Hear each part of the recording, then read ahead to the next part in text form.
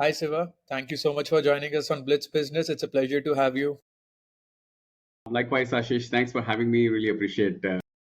Awesome. Let's get started. So, first thing first, Siva, tell us a little bit about yourself. Sure. Yeah, Ashish. So I've been an entrepreneur for the last more than a decade and a half. So in fact, I've never worked for anybody in my life. So I graduated from a management degree in the U.S. and then just jumped into entrepreneurship at that point because I had an opportunity to kind of do a part-time position back then, which required me doing some work outside of the company, and then I decided to do that in India, and it worked out to be very successful. And I figured, hey, here is a business opportunity where you can start something up offshore while being in the US, and it's relatively easy to manage and mostly it works. So why don't I build that as a business model? And that's kind of how I started. That's how Vserve came about. So yeah, I mean, so that's kind of a little bit of the backstory, and then I've been in the outsourcing world for, like I said, more than a decade and a half. Different kind of variations. Right early on, we started off more very straightforward, low end data and coding work, but then very soon we realized that there is a need for us to keep upgrading our skills, become better. It's not enough that we just do labor arbitrage. It also has to be that we're continuously adding value to the customers in their journey, and that's how it turned out. We've been fortunate. We're more than 600 people now as a company, and yeah, I mean, our focus right now is in the e-commerce space, where we work with several large and mid-market customers, primarily out of the US. So, how the market, because this is a very interesting space. So, how has the market shifted from the labor arbitrage, which you just mentioned, right? I mean, has it really shifted that much, or is it still like I still remember? So, I come from software background and people talking in terms of we want these many bodies, like if you talk to like the OG players of this game.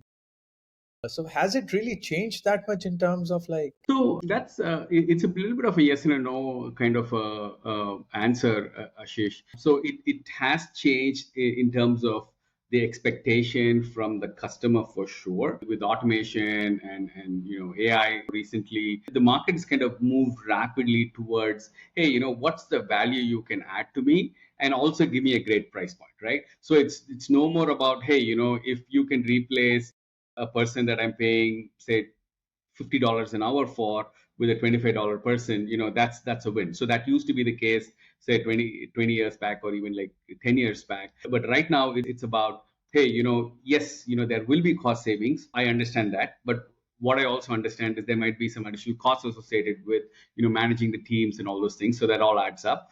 But beyond that, what's the competitive advantage that you can give me as a company versus somebody else, right? So service providers and people are being picked on that basis versus just plain vanilla. Oh, okay, I'm able to replace a person from a higher cost with a lower cost, and so I'm going to go with you. So from that perspective, the market has changed dramatically. so what are Right now, those the players. factors that are like which So, differentiate? so let's say, first of all, it's about value add, right? So, what is the capability set that that team or that organization is bringing in, which is going to dramatically improve my ability to deliver, right? Like, for example, if there is, they're doing a SAP implementation, then they're looking at functional consultants and experts who have experience, 5 years, 7 years working in that domain, working in that area, to come in along with you. So it's not enough that I bring in a consultant who also comes at a low price and get away with it. So the customers are becoming a lot more discerning from that perspective and saying, hey, I want a lot of value from you also at a lower cost, versus just saying, I'm just going to take a lower cost solutions, actually. So from that perspective, it's changed a little bit, and I think it's going to change a lot more rapidly, say in the next few years, just because of ChatGPT and AI and the whole generative models that have come about, where they're seeing that most of even the grunt administrative work can be effectively done by these models. So it's kind of, there's a lot more pressure on people like us to add more value than even just plain vanilla, business knowledge. I think it has to be something beyond that, and we're still kind of trying to figure that out. Then how will you solve it? Like it's like AI is coming after your jobs first. So what are you going to do to? I mean, you So mentioned I don't think most of us in this industry have a good solution yet, but I think there are pieces of it that are kind of forming as we speak and as an organization. Of course, first we are embracing AI, right? So we are making everybody AI enabled. So again, it's a great productivity enhancing tool. People see productivity improvement as high as like 25, 30% right now, and that's just going to get better and better. So that's already there, right? So we already saying, hey, we have this person who can do a great job, but yeah, once AI enabled, his productivity goes up 30%. So that's already a given. So that's something that we're already doing, making sure we are retraining our teams to embrace AI, become ready with AI tools. So that's a big one in my mind. Then I think the secondary part is going to be, my prediction is there is going to be this move away from SaaS solutions in a big way to more custom built solutions for organizations as the cost of developing these tools become higher and higher. And as that happens, I think we want to be placed in a position where we bring in functional expertise and also, dev expertise to build custom solutions rather than, force companies to use multiple SaaS solutions, which they do today, just because of the cost savings that they have. So again, that's another angle which is still evolving, but we're working on it. but cost wouldn't Siva should decrease because if you're using tools and developer roles is getting reduced, so the cost of the entire stack, like I mean, if you theoretically see like if you were building a website in 2000 versus now, I mean, it's the barrier has been removed. You can get the thing done in $10, right? So isn't the cost is going down of development? So yeah, so let me elaborate on that. To your example, right? So a website, right? So it used to take, let's say, $1,000 back then to develop, and today it's like $100, right? So it's easier for us to do a custom, like just an example. So it's like easier for us to do a custom build out, using all the the tools that we have. So what I'm kind of foreseeing is a very similar kind of an outlook for some of the SaaS tools that people are using today, right? So right now, they're paying like $50 a seat. You're using 10 seats, so it's like $500 a month, which adds up to maybe like $40,000-$50,000 over its lifetime. Versus if I can do that same build out at say $20,000 because of all the automation that AI and generative intelligence is going to bring in, and then also custom build exactly to your needs, I'm going to not only save money on the long run, but also make you more effective because you as a business has a unique process and you have won and you've gotten here because of that unique process. So if I can design the tools to embrace that unique process instead of trying to fit that tool into my box, which is what SaaS solutions do, then I feel we have an edge over some of the others So here. that's interesting. So I think then what you're trying to say is from outsourcing to insourcing, you built everything in within with the Right. So yeah, so it's I think that's where the market is going to go because my prediction is in another couple of years it's just going to become dramatically cheaper to build out your own stuff. Right. So if it were, of course, the SaaS guys are also going to lower their price, but customers want tailor-made solutions to them. So that's a real need. And SaaS in my mind is a compromise. Yes, SaaS sometimes they're able to bring in, new best practices and so forth, but overall customers would any day love to build a solution which exactly fits their needs. And I think that's going to give them a better chance of winning in the market versus just being like everybody else using the same SaaS tools, having the same processes. I think that's actually a disadvantage for a successful. it's a very interesting point. Let's take it a little further. So what if instead of bringing completely in-house, the SaaS company, all the SaaS company changes their business. They see this trend happening, right? They're like, it doesn't work anyway now. We will offer you customization. Like the industry totally shift. I mean, the SaaS vendors itself, because it will be very hard to remove these guys, right? They won't just go out of the business one fine day, right? So they will adapt, right, accordingly. So they may also become competition to you. At the end of the day, they will be like, we have a stack. customized for you? So I think there are a couple of issues there, Ashish, that the SaaS companies might face. One is the scale issue, right? So like the moment you get into the customization business, then your ability to kind of have exponential revenue growth at fixed cost goes away, right? So again, so they kind of falling back into more of a custom build out vendor, and what leads to that is they're not going to be able to have those kind of crazy valuable multiples and valuations and ability to burn money. So what that's going to do is to kind of level the playing field out a little bit more, to say, hey, it's a true blue software developer who's really AI enabled would have like an equally good shot at the customer versus the SaaS tool provider, because he can no more kind of benefit by the scale efficiencies he's getting, the funding he's getting from the markets because of the scale efficiency. So all of those are going to be challenged quite a bit, and I think that's an opportunity for some of us, in my mind, versus others. That's a great, I mean, thought. I mean, if the industry is moving and if it really, I mean, that's going to change many aspects, valuation, funding, and finally, service companies will be like, now is our time. Possibly. I mean, that's kind of my angle to it, and I hope I'm right. But I'm sure there are like a lot of smart people trying to figure this out. Yes.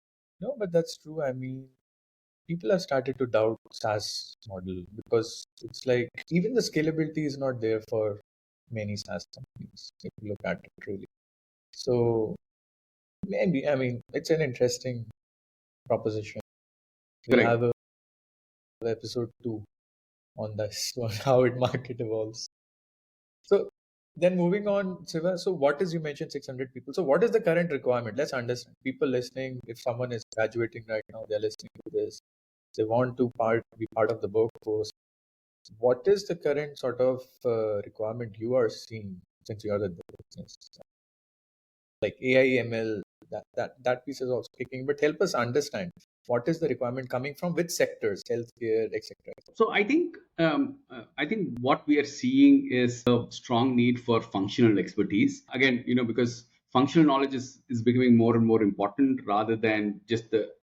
What is So functional? let's say supply chain, right? So supply chain. So if we have to go in and optimize supply chain, I think it's more important right now, at least in our world and the kind of customers that we work with, which is largely retailers, e-commerce players, and distributors. So what's at a premium today is functional knowledge on how things work, what are the breakpoints, how to optimize on those weak points and make it better. So that's becoming more and more critical, and that's a skill set I think is becoming very valuable. And like to my point, as we go out and do these custom build outs, in my mind, that skill set is going to be more in demand versus say plain vanilla somebody who can kind of build widgets and stuff like that. So Basically, I mean, domain expertise of exactly. that. So I think that's kind of where the real needs are coming from. So that's where maybe for some of the people who are just graduating, my suggestion is to develop deep expertise in certain areas, and then that's going to kind of help you grow in that area, because I think the specialists are always going to be valuable because they are the ones who are going to do the automation. They are going to one who's going to enable companies embrace automation in a faster way, better way, figure things out easier. So always kind of look for opportunities there. Understood. Any other second, third recommendation, or you are sold on this? So again, beyond that, I think the plain vanilla developers and the KPO BPO folks, I think there is going to be a huge stress on the productivity of these people just because of all the AI enablement which is coming about. For those folks, my recommendation would be to embrace AI in a big way, figure out how to maximize the tools that are coming out, and they're like new ones coming out one pretty much one a day, and one is better than the other, and every day we are learning and fascinated by some of the things that these tools can do. So the faster you can kind of get on top of them, the faster you can kind of understand, internalize them, and make them kind of native to the way you work, I think the better your chances of success. Any favorite tool which is part of your workflow? I mean, so we've used all kinds of generative AI. We keep experimenting with them, and we've kind of integrated, done several integrations, both on the operation side and also on the sales and marketing side. And we've seen a lot of success. I don't want to name tools here, but most of them do a great job if you can pick the right use case for them. And then it's all about understanding how to maximize each one's strength, right? So Excellent. What's that use case you really? I mean, so there are so many, right? So like for example, this whole marketing communication, right?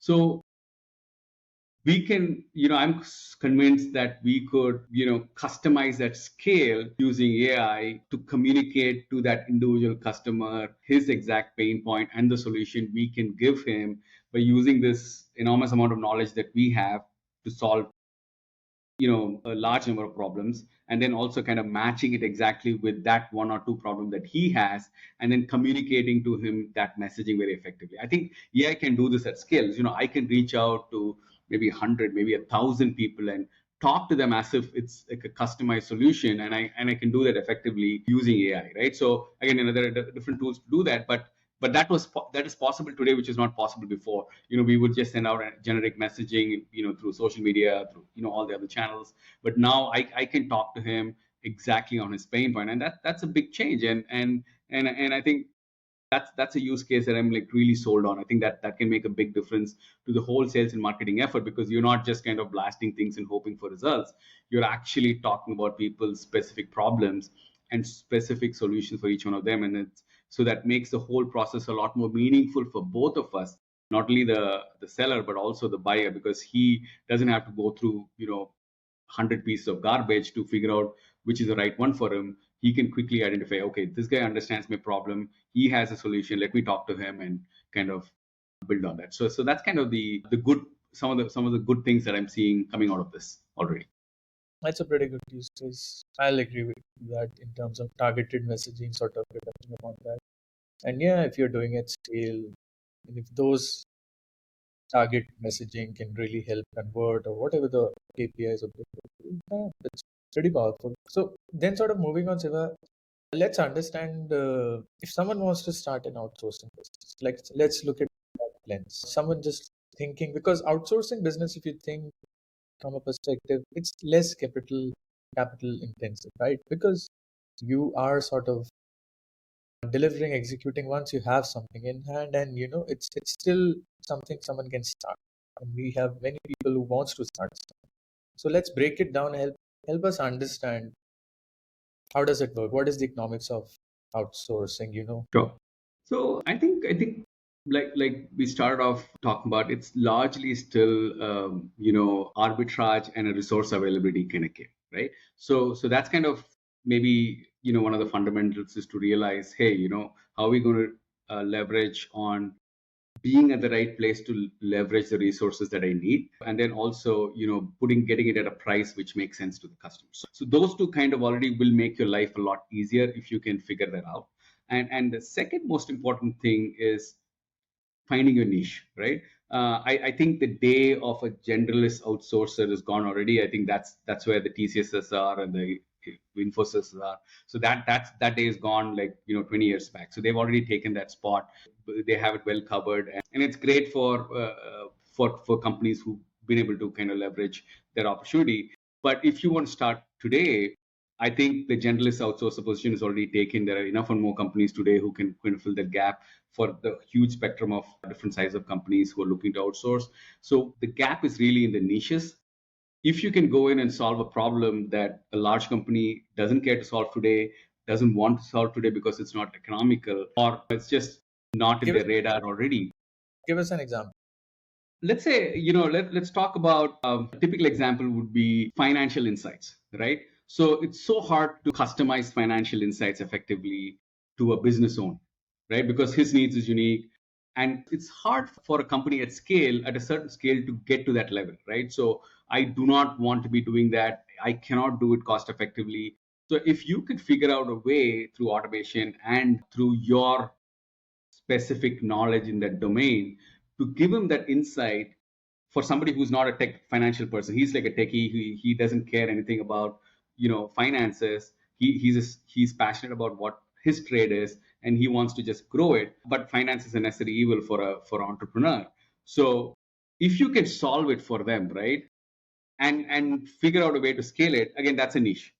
So So if when today the cost of getting financial advice, let's say in the US, is $2,000 a month, right? So a half decent CPA who would give you insights is going to charge you $2,000 to kind of simplify your numbers and dumbify it and give it to you in a way you will understand as a business owner.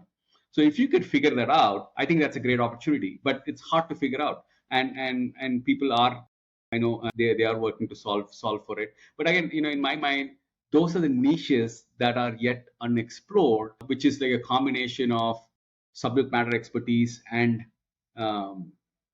customization. it's also like extension could be lawyers in US charges, So and what's your niche, Siva? So we started off as an e-commerce player. Like I said, like 6 years back, e-commerce was a niche, right? So everybody said, oh, okay, I also, I'm an e-commerce. So that used to be a thing. But again, it's not a niche anymore, right? Everybody who sells anything in the market today has to be an e-commerce player, has to be an omni-commerce kind of player, omni-channel player. You can't say, oh, I will not sell online, and I'll only sell. So that day is gone. So it used to be a niche back then, 7, 8 years back. We picked that niche, and so we had traction because we were kind of addressing a unique kind of emerging opportunity. And I'm sure there are like hundreds more like that today for emerging entrepreneurs. I don't know what it is. I'd be in it if I knew, but every individual person, I'm sure, from his vantage point, will have visibility to that. So he just Isn't has to pick that and grow.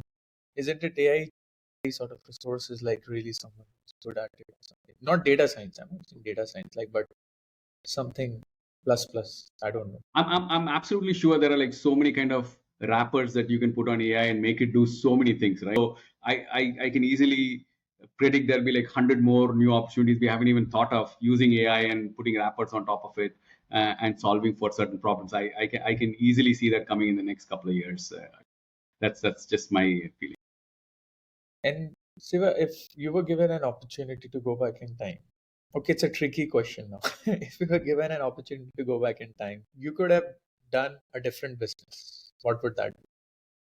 I mean, of course, the one of the big disadvantages in our business, like Ellie said, it's very capital light. It's very, let's say, The moat is very less. yeah. Anyone So can. there's very little more. So, and then of course it's also a very linear business. So for every additional dollar of revenue, I have to spend, like, say, 30 cents or 40 cents, whatever it is. So that's very linear from that perspective.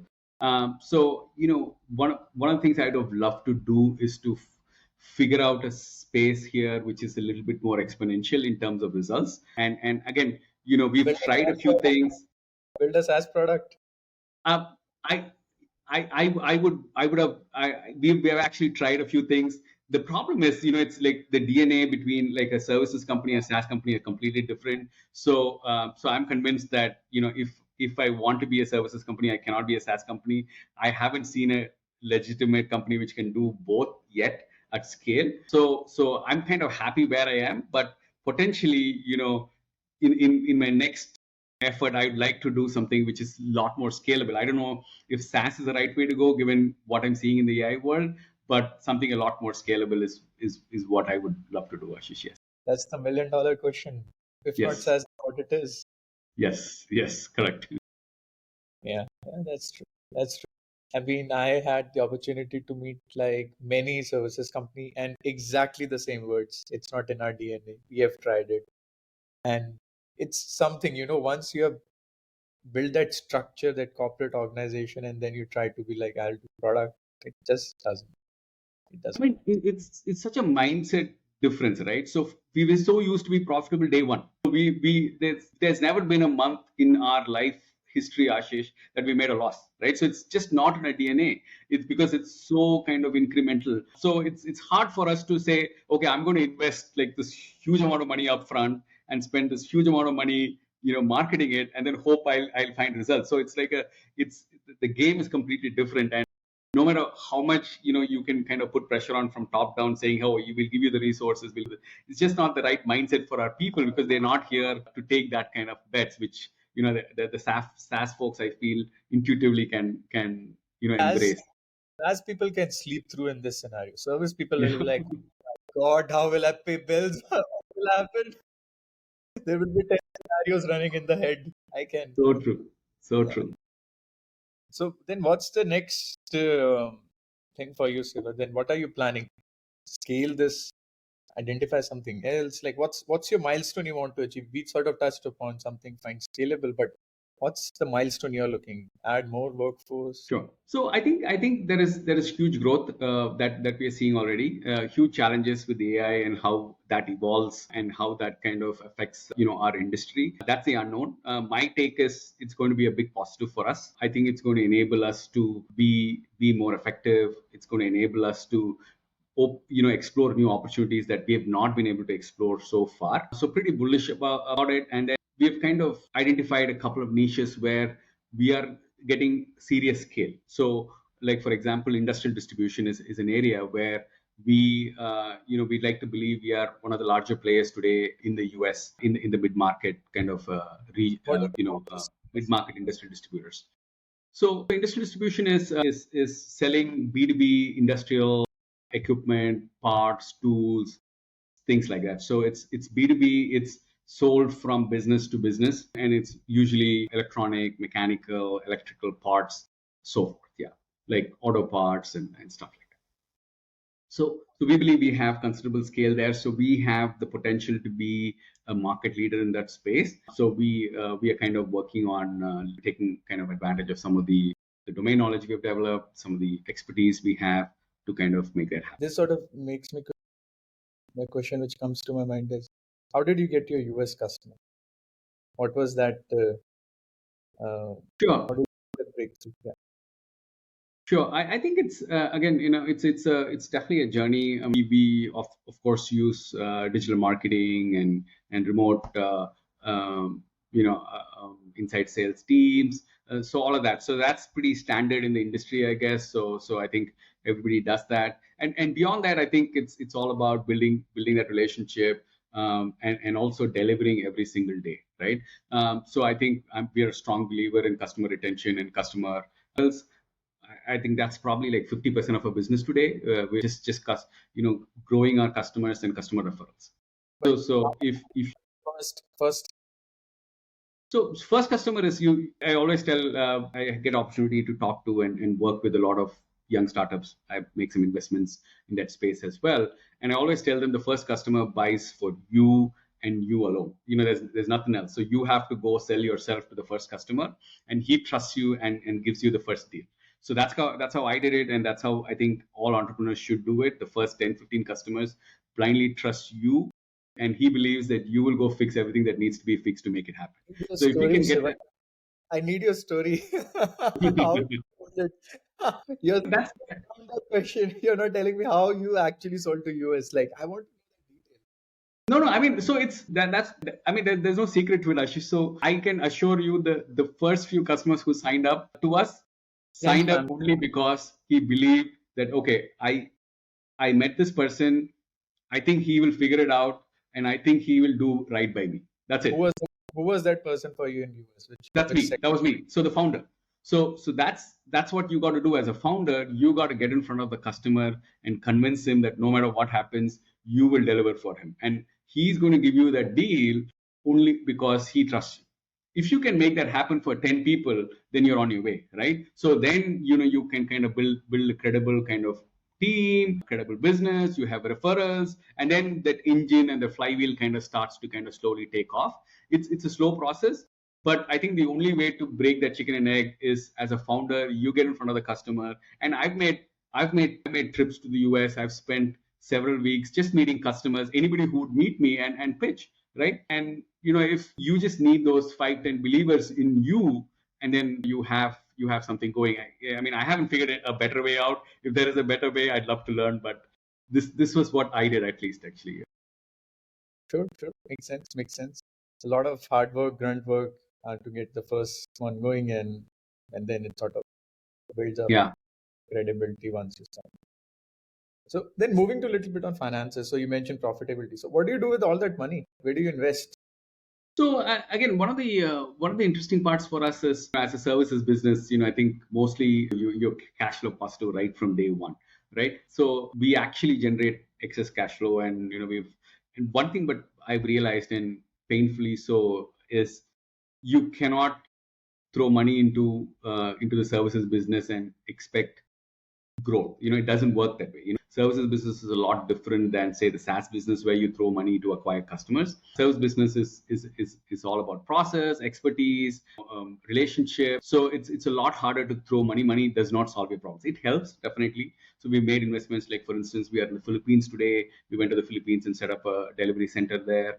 We have offices in the US. So we've been able to make some investments to get the right people in all these locations. That's all helped. That doesn't necessarily solve your problem. It's all about getting the right people, in my mind. So, most of the money that we have generated has kind of gone away to kind of other things outside of the business. Having said that, we are definitely very excited about opportunities to acquire new companies. So that's something that's something that we're very open for. Just the right fit and the right timing. We're very Your open. ticket size. If someone is listening, what's your ticket size?